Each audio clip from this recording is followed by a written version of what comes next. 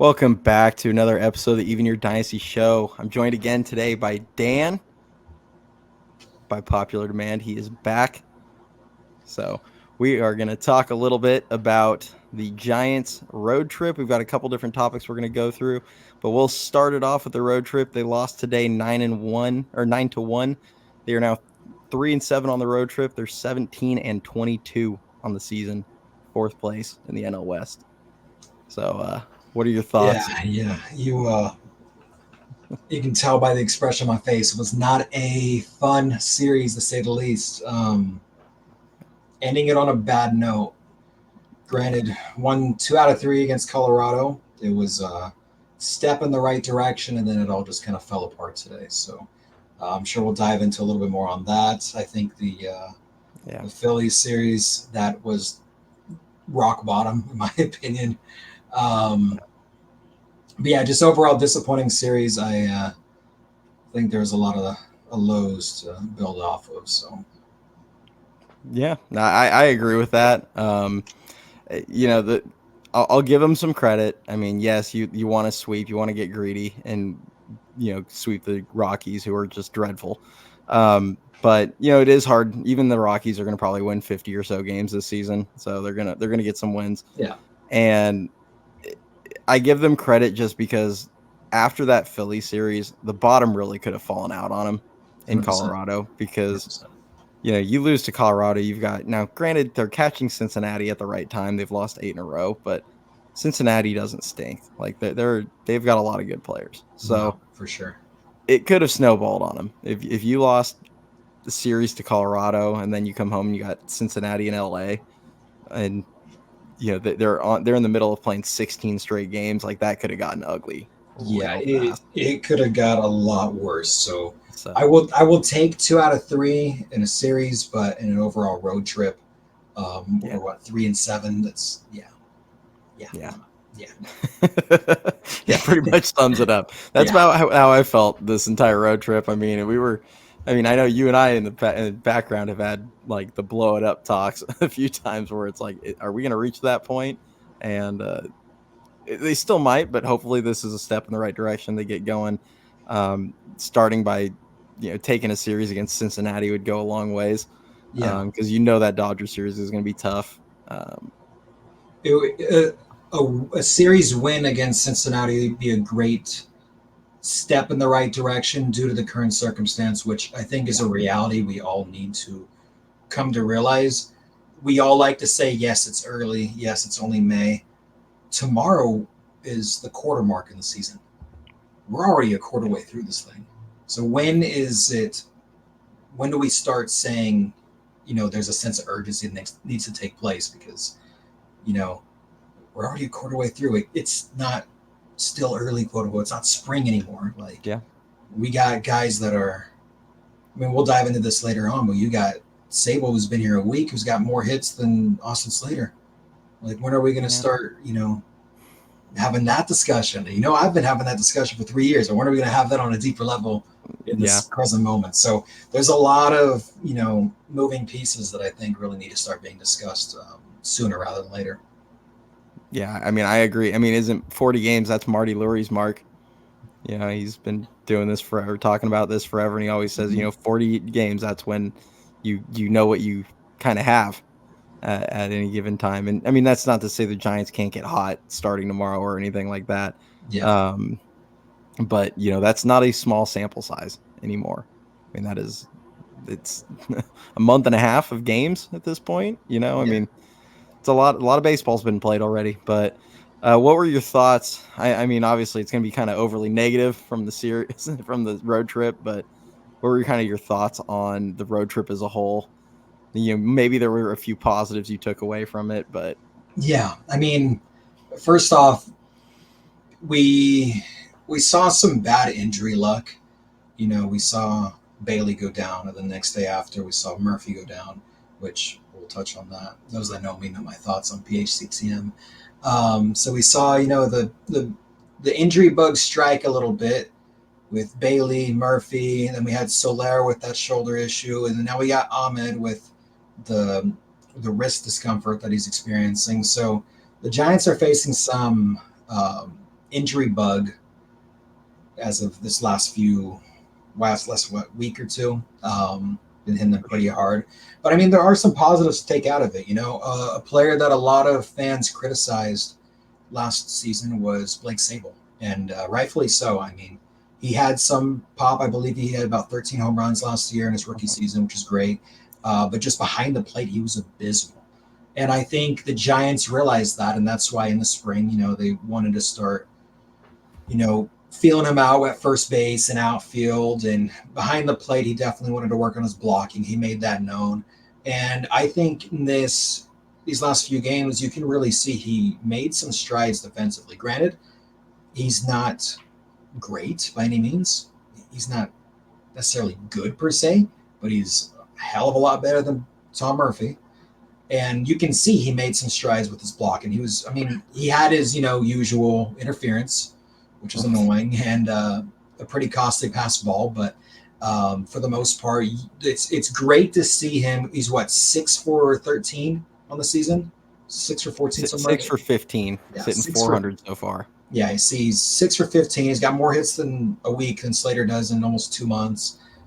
He made some great strides defensively, and that was one positive I took away. And the other one was just looking at the series in Philadelphia, which was an overall disaster. A player that I've criticized heavily for the last couple seasons was Sean Jelly, and he had 10 punch outs just in that one series alone, which was phenomenal for him. He's earning a spot. He is earning a spot, and it pains me to say it, but I said he was a DFA candidate like a week or two ago. Yeah, and he's turned it around. I think is the best time to trade him. He's got a little bit of value. But yeah, I think those are two positives I took out of this road trip: Sean Jelly and Blake Sable. Yeah, I mean, I definitely agree on those two. I'm going to add just a few people in there. Conforto. Yeah, Conforto is one. He's turning it around. Kyle Harrison deserves a big round of applause. His last 5 starts have come off losses, which he was and they're 5-0 in those games. So he's been the stopper. He's got 3-1 on the season, 3.2 ERA. Not striking out guys at the rate I think any of us expect, but he definitely needs to develop a good secondary off-speed pitch that's a good swing and miss, in my opinion, because he gets plenty with this fastball as it is. And if he can just get maybe even a little sharper slider, because he's get kind of that slurvy, I don't know if you call it a sweeper, but that kind of like slurvy slider. He's not getting much swing and miss. And the changeup is more just he'll catch guys off guard with it for weak contact. I always thought it'd be cool to see Harrison develop, or at least try to develop. Remember how Barry Zito had his 12-6 curve? Just a nasty. Yeah. It would be cool with his throwing motion to see him develop more of like a sharp breaking ball like that. Because like you mentioned, he's got more of a slurve. So I think if he's able to, sharpen a breaking ball to have that on his arsenal, he's got a nasty fastball. Even though he's not a high velocity guy, it's got a nice bit of cut to it. So I think if he's able to develop another breaking ball into his arsenal, he'll be a weapon. But as is, though, like you touched on, he went 7 shutout innings. He was the first pitcher to do that in Coors since, I think, was it Zito back in? It was Zito in 2012. Yeah. Speaking of Zito. Yeah, speaking of the guy. Yeah, so it's... How that guy ever did it there is beyond me, but, good for him. No kidding. So that was a good positive. Good point out. Yeah, he was good. Randy Rodriguez got kind of, hey, welcome to the bigs, kid. Here's the Philadelphia Phillies in a rainstorm, and then you get to play your next outing at Coors Field. Good luck. Talk about throwing you in the fire, man. Yeah, so solid for him. I think he's given up 2 earned runs in like 4 2/3, which that's solid. I mean, he's pitching longer than they normally used him in the minors. They never let him go beyond 2 innings. And even then, most of the time, he'd only go 1 or maybe like 1 and a little. So, he's gotten kind of the what would I call it? He was a sacrificial lamb a few times where it was like, we need some length out of you, man. And you're gonna wear it, and it is what it is. And he took it in stride. He threw the ball well, and he might not even given up a run in the first one had Sable not committed a catcher's interference, had um, Chapman not let one through his wickets. I mean, there were a lot of things that went not his way in that Philadelphia game. So I thought he threw the No, ball well. I thought Mason Black threw the ball well for 4 innings. phenomenal, Yeah, the wheels phenomenal. came off in the fifth. It is what it is. I don't really hold, for those that have heard me both on one of my previous episodes and on Dan's show yesterday on NorCal Sports Network, I, you know, you have a guy that you've held to 71 pitches, which has been his max pitch count on the season, and he's at 73 pitches on the third time through a lineup, Hmm. and two straight guys have just hit the ball hard off him, and you have Bryce Harper coming up. I get Bob Melvin going old school, being like, we need 5 out of you, but like, yeah, I don't know. Yeah, There's some common sense there to me. I mean, he's already past his pitch limit.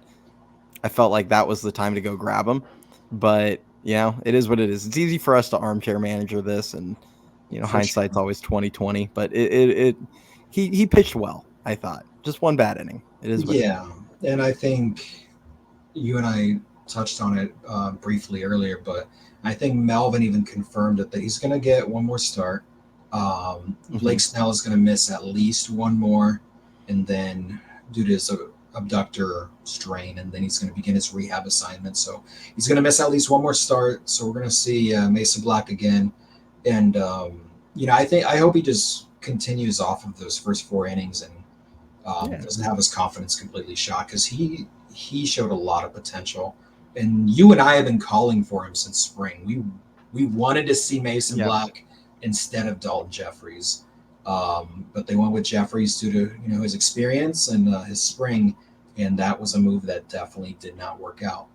Um, so I see a lot of potential for Black, and I hope he keeps it going. I hope Farhan and Bomel don't lose faith in him too quick because he's got all the tools. yeah. I mean, it, he was getting a lot of soft contact, especially Yeah. early in that game. He mixes his speeds. He's got the sweeper, doesn't give up hard contact. Mm-hmm. He uses that sinker down in the zone, and he'll throw a fastball up to try and get it by someone, but he's mostly a sinker sweeper, and he has that gyro slider, so he kind of messes with the directional of the break a little bit, but um I think he's solid. I mean, like you said, we would have rather watched him make 5 starts than get 2 Dalton Jeffrey games and 2 bullpen games prior to Black making his debut. 100%. So, but Farhan's going to do what Farhan's going to do, and not many of us agree with it a lot of times, and it is what it is. I mean, so I thought he was a positive. I'm glad he's going to get at least one more. We'll kind of see how he does beyond that, but yeah, I mean, unfortunately, that's kind of all the positives from that road trip. I mean, Yeah. Yaz has continued to put some solid bats together. Uh, you mentioned Conforto hit the ball hard. I mean, there's not much. I mean, what's the next best thing? Austin Slater had 2 hits in a road trip. Yeah, I thought I pointed out to Yeah. you and the fellas the other day. I was like, and Ramos's first at bat when he got called back up, Mm-hmm. he matched Austin Slater's RBI total for the season, which is 1. And it I just sent that tweet out yesterday. did you? Oh man, yeah. That says everything you need to know right there Yeah. about Slater. So I like you said, not many positives to take out of it. I think Conforto's swing looks very, very sharp right now. Yeah. I don't. He's making contact that he wouldn't have made last season, and I think 100%. being 2 years removed from that shoulder injury, it's proving dividends. He's able to hit that inside out pitch. He's able to hit that outside pitch. He's not Yeah. having to look just middle in every single time and hoping that he can drive it to right field. Yeah. He's hitting it to all parts of the field, and it's great to see. I think a healthy Conforto. We mentioned this on our last episode we did together. A healthy Conforto is going to get you a 260 average, 25-ish home runs, 80-ish RBIs, which is phenomenal to ask out of an everyday left fielder. A healthy Conforto, I'll go as far as to say a healthy Conforto, and I mean when I say that, I mean if you're going to get the 20, pre 2021 Michael Conforto, He's got 40 home that run potential. that's easily the best hitter in your lineup, Yeah. and that's like a legit middle of the order hitter, not 100%. just some gimmicky, not a Giants middle of the order hitter where you're you're throwing some guy in the three Not a hole that's gonna get you 18 homers and that's not what you a get. not a Wilmer Uh, Flores. yes, it's and Wilmer had a hell of a season last season. Last season was last season, and it's been ugly so far. And Yeah. yeah, I mean Conforto is a legit middle of the order hitter when he's on. So it's good to see him going. I mean, he missed a couple in Philadelphia. He almost won them a game where Mhm. they were down one, and I thought he got it. And heart sunk a little when I saw Castellanos Yeah. square up at the wall. Yeah, I know what Um, you're talking about. Just died. yeah, and in August it's probably a home run, Yep. but we got him in May. Oh well, and Gotta love baseball, man. yeah, Lee, I'll give him some shout outs. Not, the average crept up a little bit, but he made some phenomenal plays in center field. That ball He he did. snagged in Philadelphia That in was, yeah. particular. He's so impressive. I mean, there were teams in the offseason when he became available that were even questioning if he's a center fielder. And he's proving everyone wrong. As it stands right now, and this is all biases aside, I think he has contention to win a Gold Glove this season. And he's leading the team in assists. He's not committed to single errors. He's got 1,000 per fielding percentage. He's been great. And what impresses me the most is his first move, based Yeah, from contact right off the bat. His first step in that just initial quickness, and is able just to track down the ball. He's phenomenal out there, and I think it's been a pleasure to see. And I think the pre and post game show touched on it either yesterday or today, where they mentioned how he's so used to playing in domes in Korea that one of the adjustments he's having to make is weather. You saw it in Boston when they got caught up in the sun and he just lost it completely, and you've seen it in San Francisco as well. Um, so I think once he, gets a little bit more comfortable, gets his feet wet in different ballparks, he's going to be a force to be reckoned with out there. yeah. I mean, I'm just sharing my screen on this one where this is his baseball savant page. Man, I look at mean, that whiff his and K percentage. Look at yeah, that.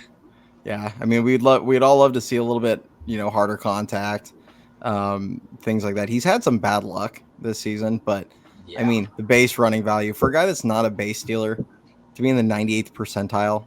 I mean, he's got great speed. His sprint speed is in the 84th percentile.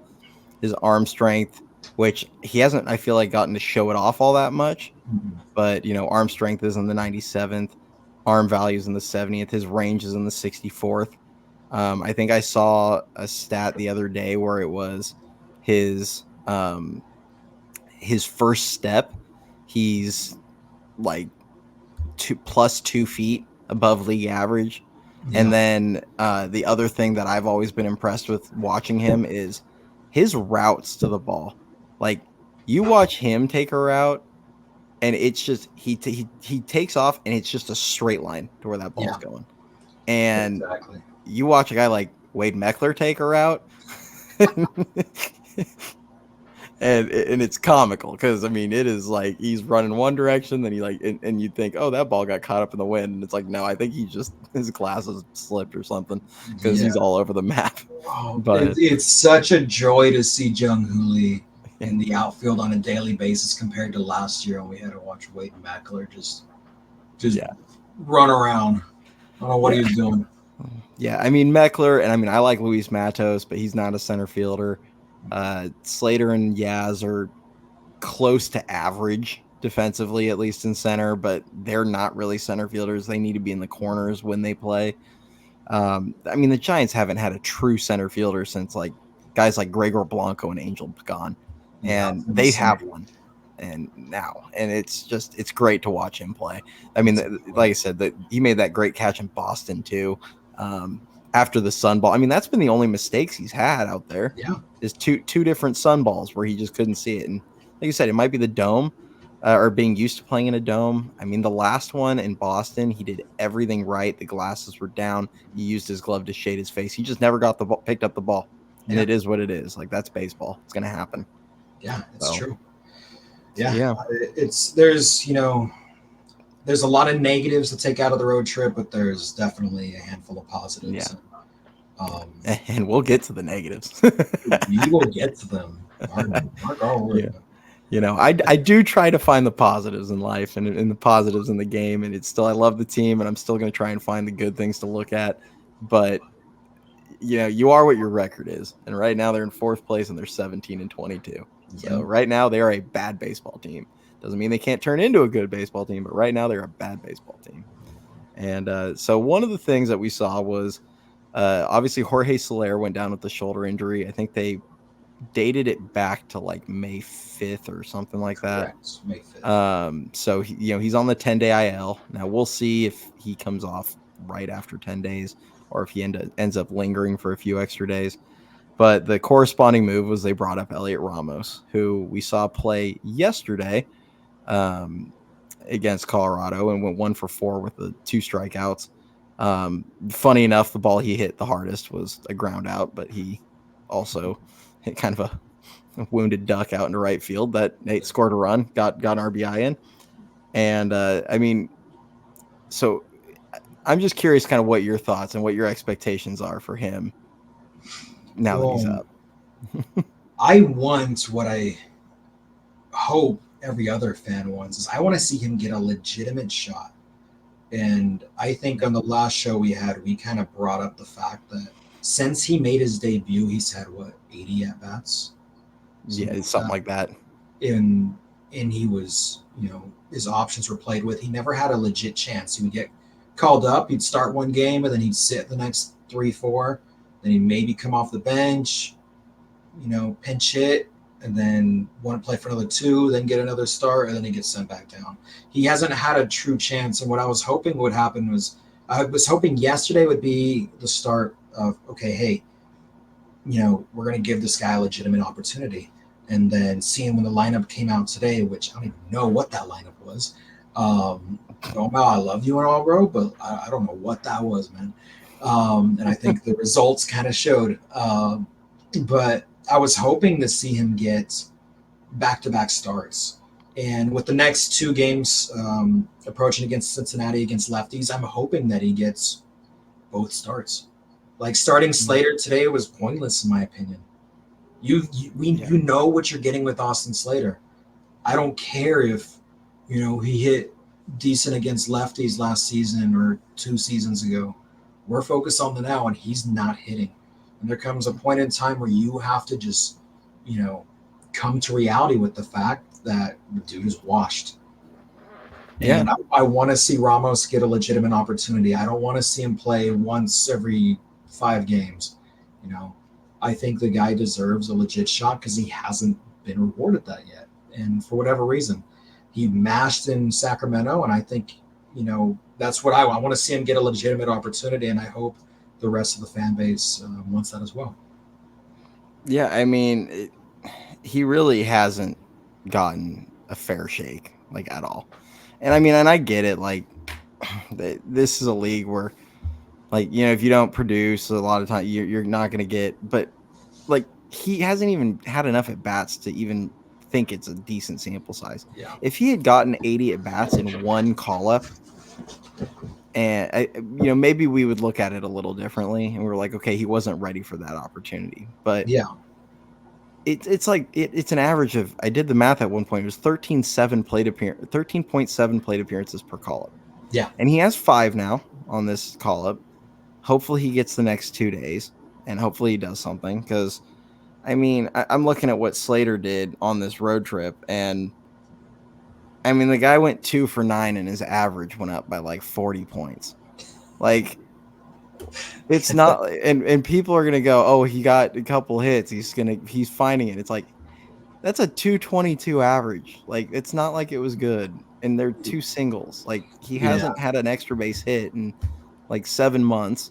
And it's just, And at some point, yeah, I think you You touched on this a couple days ago, and we were all talking in the group, and you mentioned how, hey, if you give Ramos 2 months of consistent at bats and consistent playing time, and he still struggles, okay, then we'll accept the fact that maybe he's just not it.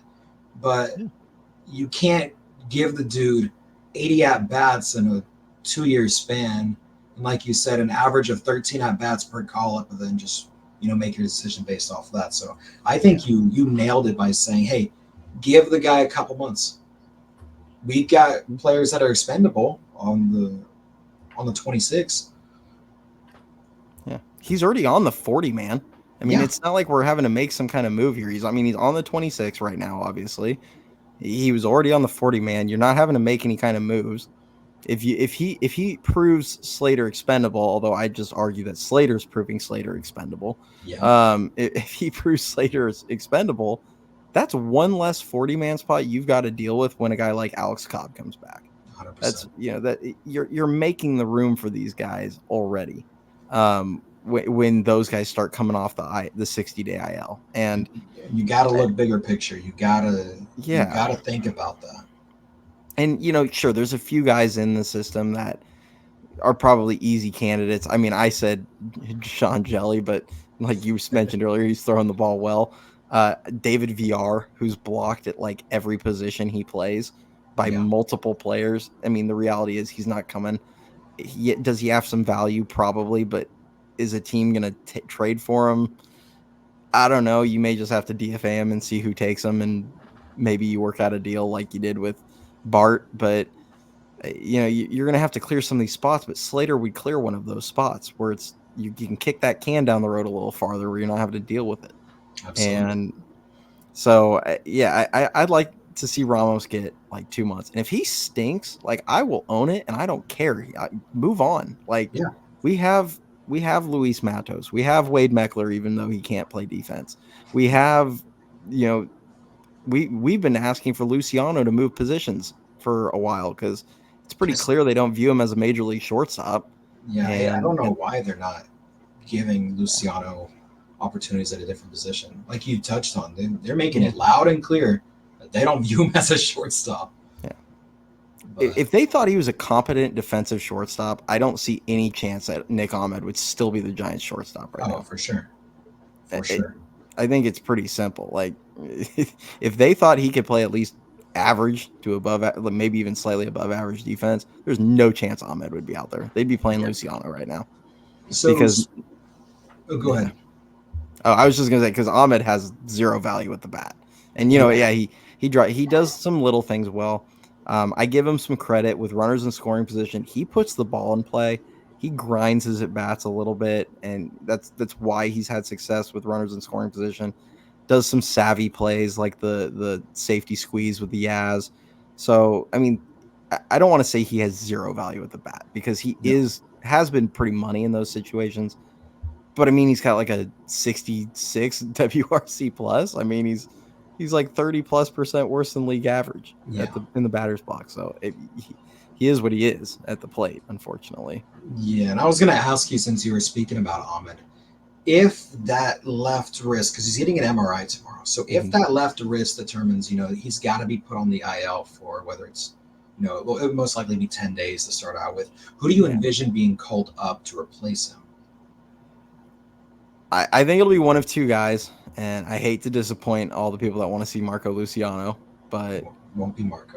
I think it's going to be either Casey Schmidt or Brett Wisely. Yeah, that, And the reality is, if they bring up Marco Luciano and he comes up and hits 2 homers, oh my God, they won't be able to send him back down. yeah, Like that's the reality. Like if the Marco fan base Luciano will were to, rage.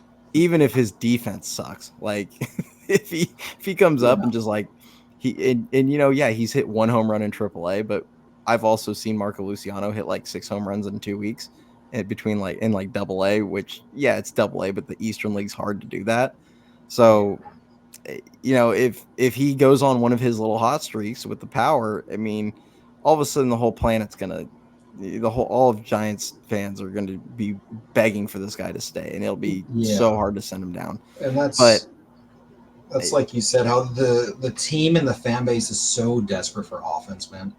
So Yeah, desperate for offense. Any type of sparks, like you said, if they call him up and he hits a couple bombs, the fan base will literally riot if he gets sent back down. and frankly, justifiably so, because Absolutely. if we had a young guy come up and tear it up, I mean, if Casey Schmidt showed up and hit like he did for those 2 weeks last season, Yeah. again this season, everyone and their brother would be saying you can't send him down, and maybe he'd fall off a cliff again. Who knows? But the reality is, I think Schmidt and Wisely can both play shortstop competently. Schmidt's actually really solid out there. I know last time we talked about this, I Hmm. said I don't think he's as big of a step down as people think from Ahmed, and I still believe that. Brett Wisely is really good defensively at a bunch of different positions. I actually think he's every bit as good as Tyro is at second base. Yeah. Um, so maybe you move him. Maybe you move one of those two goes and plays short. You could leave the other at second. You'd feel really good about your second base defense either way. Hmm. Um, so I could see either of those. I could see Wisely coming up and platooning with Fitzgerald for a week and a half or whatever. Yeah. Um, there's but I do think it would be one of those guys because they're not going to want to sacrifice the defense, Nope. and those guys are hitting enough in AAA right now that you could make an argument for both of them. And I know Schmitz, he doesn't have the big sexy WRC plus numbers or anything down there, but his game offensively, eh, I kind of look at him. I don't know if Willie Adames is a good comparison because Adames has, I think, a little bit more swing and miss to his game Hmm. as far as like just overall swing and miss in the zone. Um, but you look at a guy like Adames who provides a really positive defense, and then he'll have power, but then you look at like his batting average and his WRC plus, and it's in like the mid 90s, You and know, that's he kind of kind of he kind of yeah, reminds me of like a little bit of Troy Tulowitzki. I feel like yeah, that's a decent way to look at it. Where Tulo was never a guy that hit for batting average. He had a decent amount of pop, um, and above average defense. So I've always thought Schmidt's comparison was maybe like yeah. a lesser version of Tulo. But I heard a rumor about Schmidt. I just wanted to see if you've heard it or can confirm it. I was told by an anonymous source that this past offseason, Casey Schmidt got contacts. Apparently, vision was like an issue that he had last year. Yeah. So apparently, he's implemented contacts and it's made a big difference. Can you confirm that or deny it? That's a rumor I heard when I was on NorCal Sports Network. Oh, Somebody commented that. oh. So So I got I don't sources. know the source, so I can't speak to it. But if it's true, then that it kind of gets easier to hit a baseball when you can see it. So if it's Maybe, true, that'd be pretty interesting. But I'd like to see him get a shot. I'd like to see him and Wisely get a look. I know we last season it's hard because you want to look at a guy like Brett Wisely, and we all saw what he did last season, and I think he he was was rushed. overmatched. He was overmatched, Yeah, I and think he was rushed a little bit. yeah, and sometimes guys are just not ready, and doesn't mean they can't be True. ready in the future. I mean, God, Matt Williams spent like 3 seasons in the major leagues not ready, and Yeah. then turned into a great player. So we'll see what he can do. I mean, he's earning an opportunity though when you look at what he's doing in sack. I Mhm. mean, he's has like a 415 on base right now. He's walking about as much as he strikes out, and both those rates are around 14-15%. Um, you know, his big nemesis last season when he was up seemed to be a curveball or any kind of breaking ball. Yeah. He couldn't even make contact, couldn't even foul him off. So if he improves that and he's at least putting the bat on the ball, he's got sneaky power. Oh, I mean, we saw him hit one like 460 feet in Milwaukee at one a point bomb. last season. Yeah, I mean, he's got Bomb. like this sneaky power. He's a phenomenal defender. He is really high in sprint speeds. He's not necessarily a big base stealer, but I think he could still fetch it 15 to 20 potentially. I mean, No, for sure. he's a guy that if he is what they hope, it could potentially make a guy like Tyro expendable. but I don't know when and if he'll get the look to show that unless the season just goes completely sideways. Um, and I know trading Tyro wouldn't be a popular move, but I mean, if you told me we could have a guy that maybe has a lot of similar characteristics as far as like defense, speed, and but maybe walks a little bit more and isn't quite the free swinger. I mean, that's the big thing with Tyro. I mean, I don't really care about the walk rates, but he swings everything, Everything. and he produces some of the most non-competitive at bats you'll see Yeah. at times, and You're it's not wrong. rough watch. On a team that has Austin Slater, sometimes he has the least competitive at bats, and that's Ugh. that's rough watch. I hate that name. Yeah, I feel it, man. The people here all know how I feel about Austin Slater at this point. But yeah, I mean, I think it'd be one of those two guys. And and this is the hard thing, with all of these players is, I don't know how many people that are watching this subscribe to the San Francisco Chronicle. Out of respect to their pay to view, I'm not gonna like share the article on the screen or anything, but Slusser interviewed Farhan Zaidi on there, and he made some comments about uh, you have to stick with the veterans and give them their looks and have their backs and things like that. And I get outwardly you should never just go bag on a guy on your roster, and Yeah. I'm not saying he should just like come out and be like, yeah, Slater stunk this season, but also at some point he's had like 4 of these interviews, it feels like, in the last week. At some point, stop putting yourself in front of a camera or in front of a Yeah. microphone, where they're going to be asking you these questions, because I get you're trying not to like just go under a rock and hide, but the fans are tired of hearing this when they're watching just a crap product and a crap offense and terrible play out of guys like Slater and guys like, I mean, Chapman's been awful offensively. Solaire's been awful offensively. Mhm. Ahmed's been awful offensively. I mean, nobody wants to hear you constantly saying, it's fine, just give them time, when we're all watching it and they're losing a lot of games because of a lack of offense. And Yeah. yeah, they've had their games where the pitching just gets shelled. It is what it is. But I mean, I don't know what I don't know what your thoughts might be on that, but I know I read that and it just like made me want to vomit in my mouth. It was just awful. I see it from both sides of the spectrum. Yeah. One, Farhan's trying to be politically correct, and he's trying to do and say all the right things as, a president of baseball operations, right? But on the other hand, with athletes, there comes a point where you gotta, pardon my French, you gotta light a fire under their ass at times. Like, Yeah. you need to create that sense of urgency. Like, we need to go. We're going 2 months. We're going on 2 months. We're a quarter way through the season, and we're still playing like it's the first week of March. Like, we need to ramp it up, and we need to ramp it up quickly.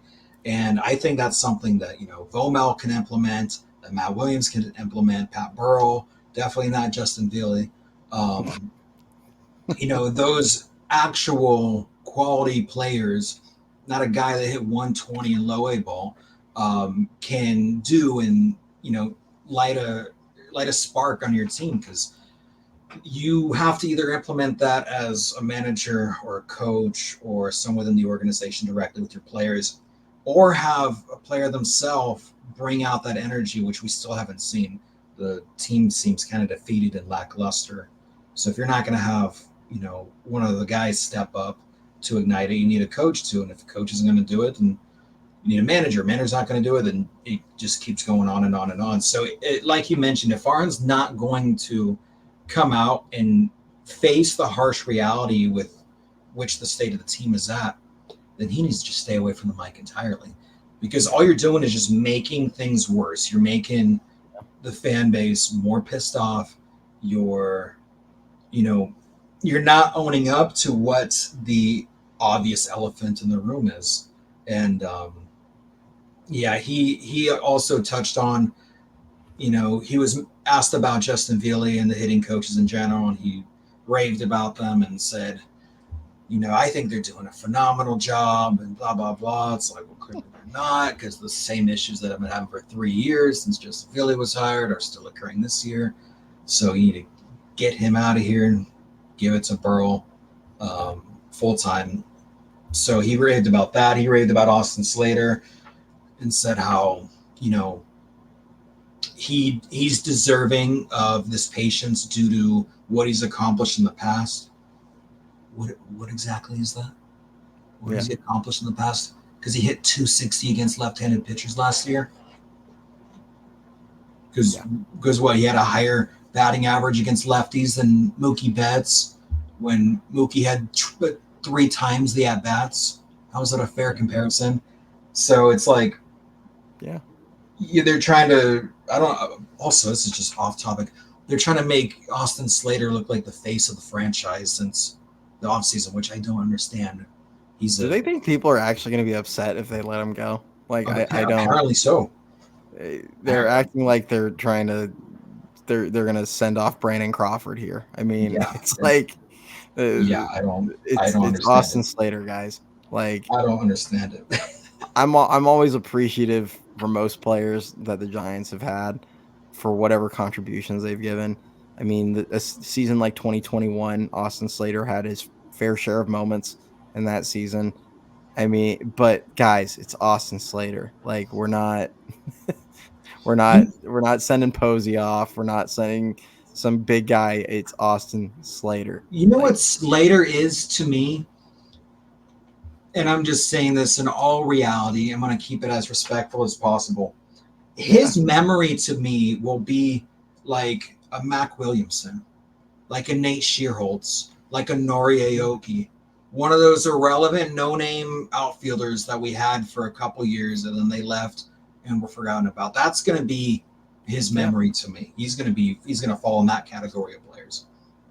Yeah. I mean, I might remember him a bit more just because we've had to have so many damn conversations about him. Sadly, that's going to be my memory of it. Is going to be, God, remember that season where all we did was complain about Austin Slater being on the Remember roster? that mustache? Yeah, remember that. I don't even. It's terrible. It's so bad. But yeah, I mean, I don't want to dwell too much on Slater right now. But yeah, it's frustrating, and I don't have faith that, even if Ramos comes up and, let's say he gets a couple hits over the next few games and, Soler comes back and you look down and you go, okay, well, during the time here, he was, I don't know, 4 for 13 or 4 for 14 and Slater was 2 for 12. Like, I don't have the faith that Farhan's going to be like, yeah, you know what? Austin, you're gone. Like, I don't. I don't have faith that he is going to make a move like that. He's spineless at times, and it drives me up a wall. I don't get it.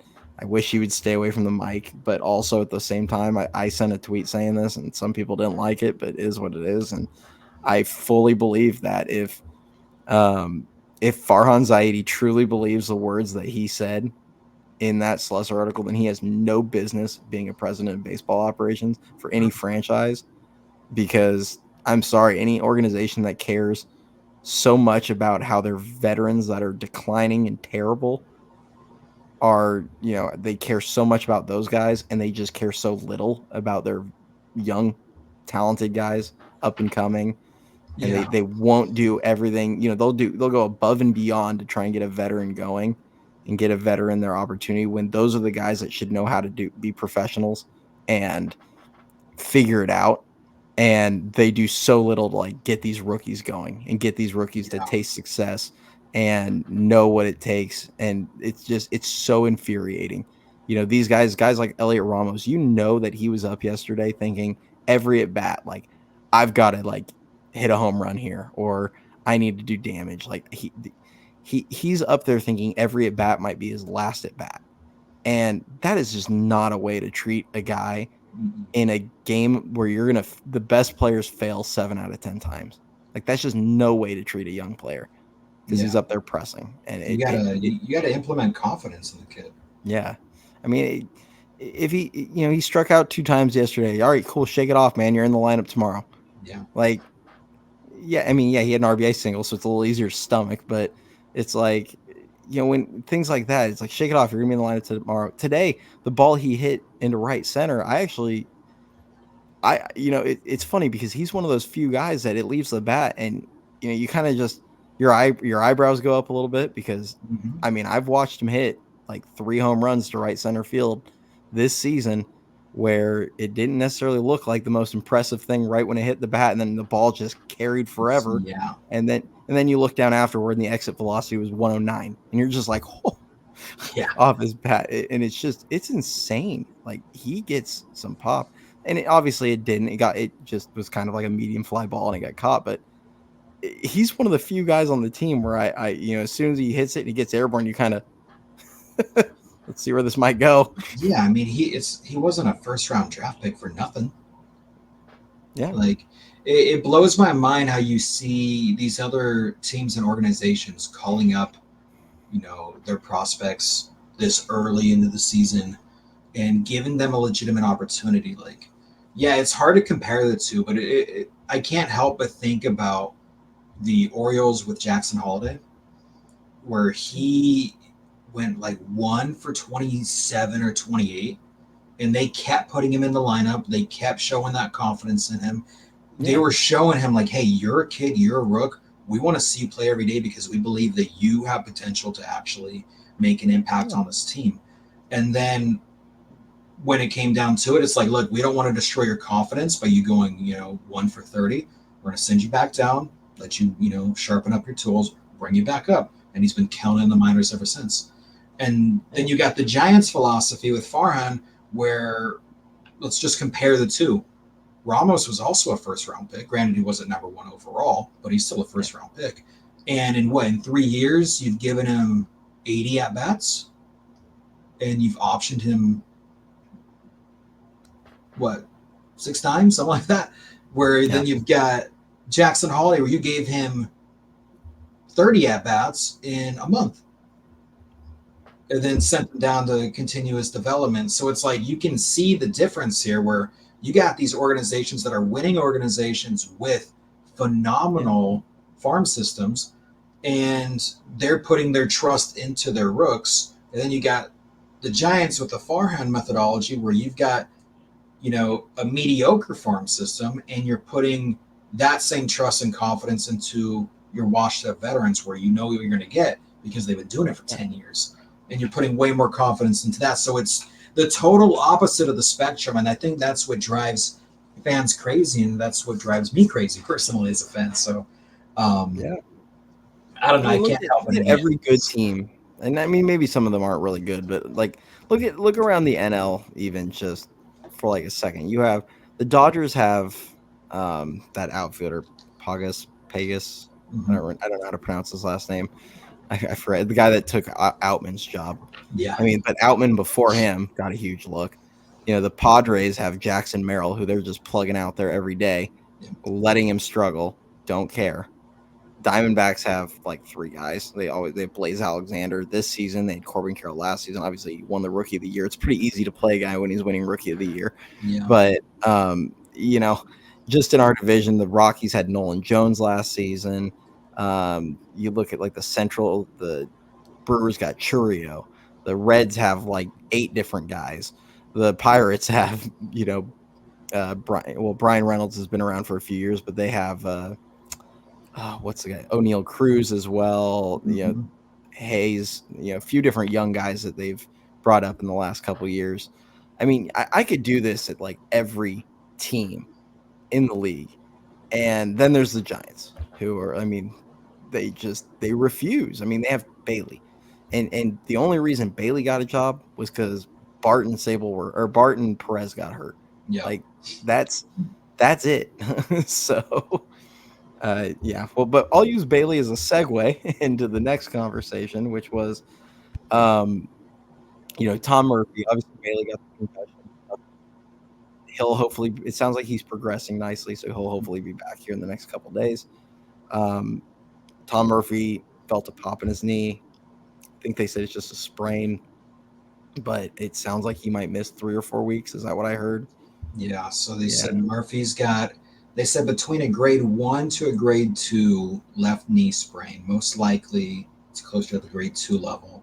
And grade 2, you're missing roughly 4 weeks.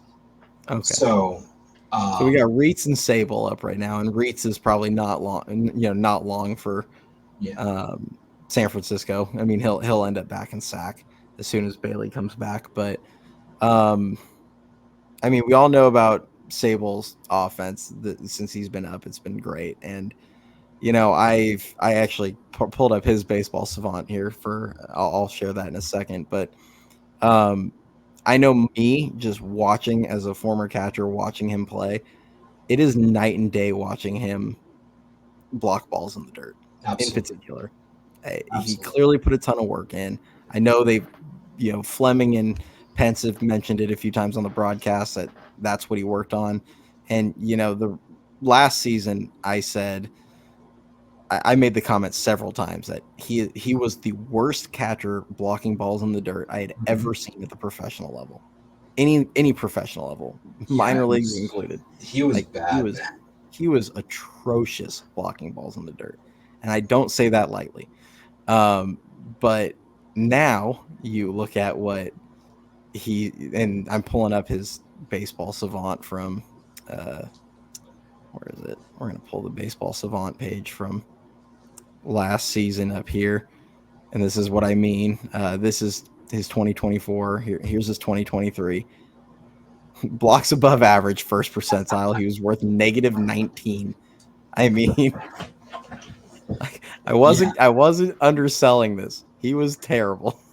he was bad. and Man. He was bad. and and this year, I mean, he's only played for a few games, so there's not even there's not like a big long there's not like some big sample size out of this, but even if you just go off this where he would fall, he's actually one. It doesn't give you the percentile, but he's actually worth one Yeah, instead of negative 19. So he's jumped forward in it. And I think just visually, it is very apparent. He took a lot of tough pitches that bounced in front of home plate. He was getting his body in front of them, even if they were off to the side. He hmm was doing the right things, getting the glove down, using his body to block it, not trying to pick the ball. Um, yeah, it's night and day, and it kind of brings me to the point where it's pretty crystal clear that he is better both with the bat and behind the plate, at yeah, least right now. Maybe Murphy gets better at the plate, hitting, but it's pretty clear right now that he is better on both sides of the ball than Tom Murphy. yeah, And if someone wanted to move, and we had the whole Bart conversation last time, and I definitely in the offseason would not have been comfortable dropping Joey Bart for Blake Sable. mhm. But seeing what I'm seeing now out of Blake Sable, I'm 100. I would have been just fine with that if that's what they wanted to do, because they were just like, we're never going to give this guy a chance. He's Yeah, not going to stick around. Like, I at least have seeing enough that he's not great defensively, but he's much improved.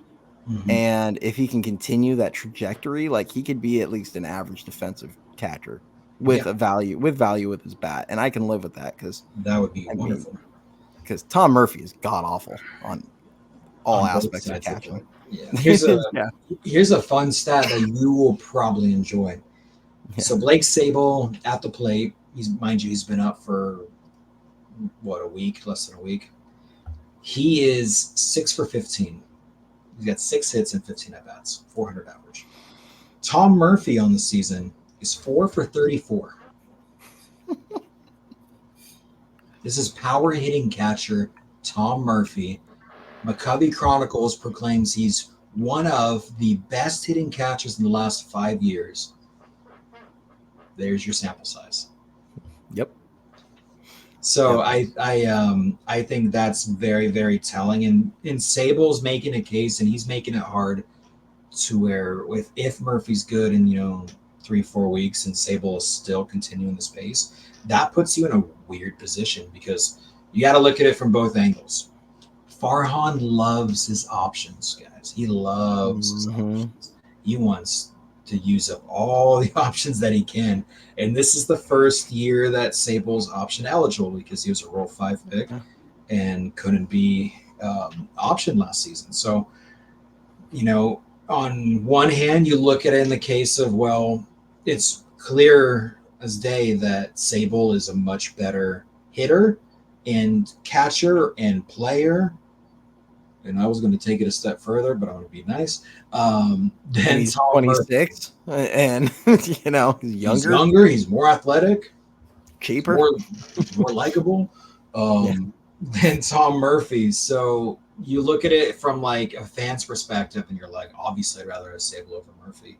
But then you got to look at it from the business perspective, and it's like, well, Farhan, for whatever reason, did give Murphy a 2-year, $8 million contract with an option for the third year, and Sable's got options. So it's like, what's going to happen? More than likely, they'll probably send Sable down just because they can and because they're paying Murphy all this money. But me, I would start a GoFundMe just to eat the cost of that 8 mil and just either trade the guy and eat 7 million of his salary, or just DFA him and take the hit for 8 mil, because it's get him off I'm my team. I'm gonna go this far here on this one. If you can afford to pay, because you got to think you've already paid him $1 million probably at this point, because we're about 40 games into the season. Mm-hmm. So if you can pay Zach Cozart $9 million to never even put your jersey on, Yeah. you can pay Tom Murphy $7 million to go away. And if you can pay Jock Years be Peterson damned. 19 million for last season to drink whiskey and play Pasoy, you can Yeah. part ways I'd with. never even heard of that game before that story came out about Neither have Jock I, Peterson. dude. That was, dude. They Still had don't even know it what it was was. such a weird team last year. It started at the top. Zaidi's a weird dude. Then Larry Bear's kind of a weird dude. Then you got Zaidi, who's a weird dude, and then Yeah, Kapler was like an all-time weird dude. yeah. Just Kapler. walk faster, everyone. That's all you got to do. Yeah, just walk And faster. yeah, you get places quicker. I was so confused. That Like, report came out a couple months ago where he was like, "Yeah, I didn't like to, have meetings with my players. I prefer to text them." I was like, "What?" yeah, I'm that's like, your dude, what's job, wrong with bro. you? Go eat your apple. Go do your burger review. Yeah, Go yeah. cut off your sleeves. Go away. I Enjoy can't do my Miami. meetings because it interrupts my Instagram lives on my reviews or Yeah, whatever. I'm glad that clown It's is just gone, but it was a weird team, and God, there's just so many examples of Farhan being able to eat money on certain guys. yeah. He's eaten 3 million on Stripling.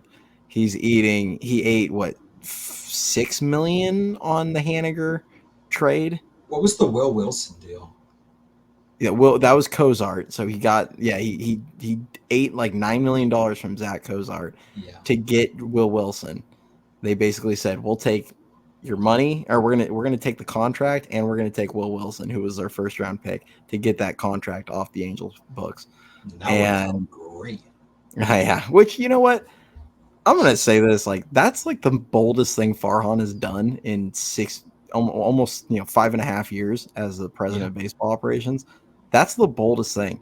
And yeah, it didn't work, but I would love to see more things like that, getting Oh, for sure. creative to get more talent. And it's a prospect. They sometimes they suck, and you happen to get like the two guys in that draft that haven't panned out in that first round. But it's and Bishop's playing well right now. Maybe he still can turn into a player. He's got tools and he's finally healthy. So Mhm. fingers crossed there. But Wilson looks like a guy that's about to be out of the system any day now. Yeah. Uh, but I would love to see Farhan make bold moves like that, but he Yeah. just doesn't. They paid Tommy Listella $10 million to go away. There are so many examples of him paying money to send people off, and he just, for whatever reason, guys like Slater and Tom Murphy, it's like, I hope Sable just rips the cover off the ball for the next 3 weeks. I want to see what happens if he just tears it up, and they're like, how do we send this guy down? Yeah. But then you know what they'll end up doing? I think I know exactly what they'll end up doing. He'll tear the cover off the ball for 3 weeks, and they'll bring Murphy back up, and they'll finally dump Austin Slater, but they won't keep Ramos or Matos up. They'll keep freaking Blake Sable and put him in the outfield. Honestly, I could see Wouldn't it. shock me. I could see it. So, I mean, do you have anything else for coming up on like an hour here? So I don't know if you had any other topics. Oh man, I just hope and pray, and I ask you and everyone else to just cross your fingers, say a prayer for your boy, because I'm going to the game tomorrow, and I'm going to rage if I go in and I see, a lineup consisting of Austin Slater, like leading He'll off. probably be in there, sadly. If he's leading off and starting in center field, and then you got what, and you start Reeds, and you Yeah. mind you, I'm not trying to hate on Reeds. I just rather watch Sable. Um, and you put Wilmer at third or something. I want to see good baseball. I don't want to see a lineup like today. So I hope the next 2 days we get a lot of Ramos. That's all I'm saying. Yeah. That's all I'm saying. I think Sable, or I think Slater is definitely going to be in the lineup the next 2 days or facing lefties. I'm hoping this is basically his last hurrah.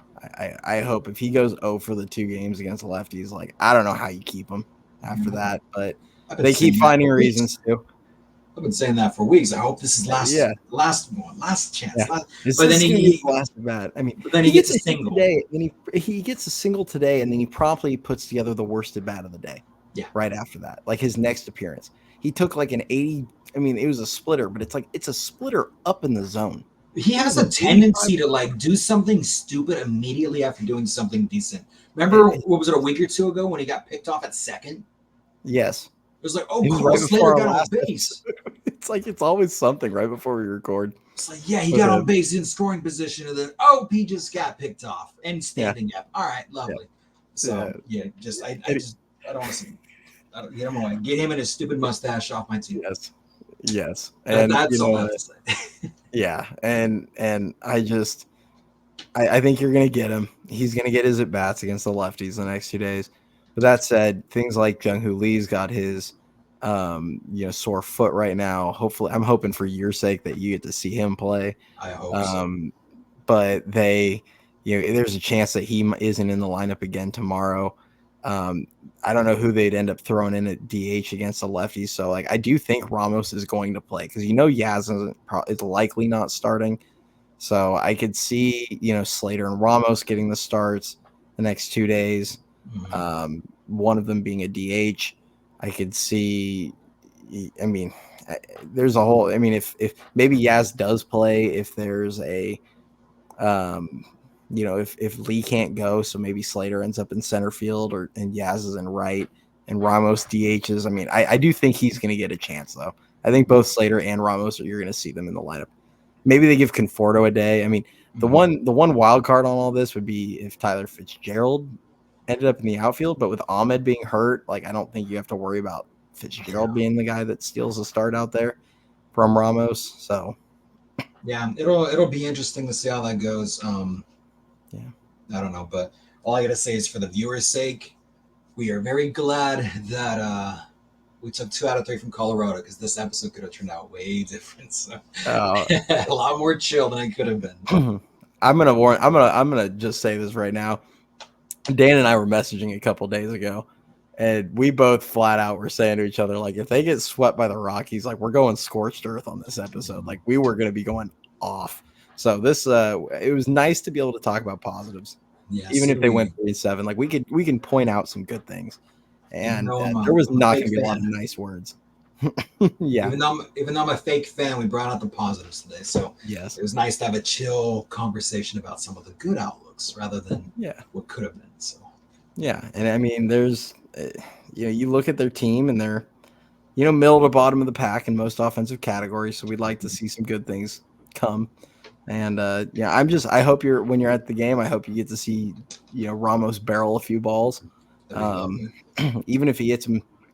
Even if some of them end up at people, I mean, I just want to see him up there. I want to see him hitting the ball hard.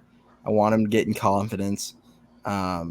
He's saying the right things to Farhan when he was sitting there telling him, like, I'm ready to contribute. Like, get me up here and when you're ready. And love that. I want to see I want to see a confident player. I want to see him barreling the ball because when he Yeah. does, it's impressive. So that's all I'm gonna. I'll leave it at that. Like I won't keep harping on this too much longer. But I mean, that's unless you do you have anything else you want to drop before we go? No, man, I'm good. We covered everything that I had on the plate for today. I just hope for a good series against Cincinnati. That way, you get some good momentum going in against LA. Because last thing you need is, you know, a rough road trip plus a bad home trip, and then you got to face LA. So, fingers crossed for a good next few days for sure. Yeah, that LA series is going to be tough. I do like we're going to get to see Jordan Hicks face them for the first time. That'll be nice. That's exciting.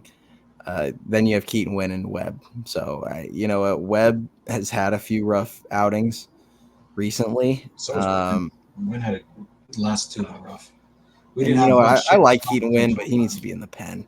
Yeah, I mean, I said it from day one, even when he was doing great. I said it from day one. I said he's got decent stuff to be a solid reliever, but I can't see him as an everyday starter. And point proven the last two games. So, but Yeah. I'm a fake fan. What do I know? Hey, we are not allowed to criticize the Giants. Exactly. We need to be happy with whatever they give us and be grateful. Stats are bad, guys. Yeah. As long as the guys have fun and they're still good friends, it's all that matters, right, Larry? Yep, it's all that matters. It's all that so, matters. Yeah. Well, good luck. Have fun at the game tomorrow. For everybody that's stuck around this whole time, if you enjoy the content, like the video, subscribe to the channel. Dan's going to be joining me our goal is to do this every Thursday. Frank, this might actually be Friday by the time this video gets posted, but the goal, yeah, normally isn't going to be this late at night that we record, but Dan's planning on joining me every Thursday, so we're going to try and bring this to you guys pretty regularly. I appreciate you joining me today. Yeah, man, thanks for having me as always. Appreciate it. Yeah, thanks, bud. All right, well, go Giants, everybody. Yes, and hopefully they can take a series against Cincinnati, but I'll probably be dropping another video sometime this weekend, I'm sure.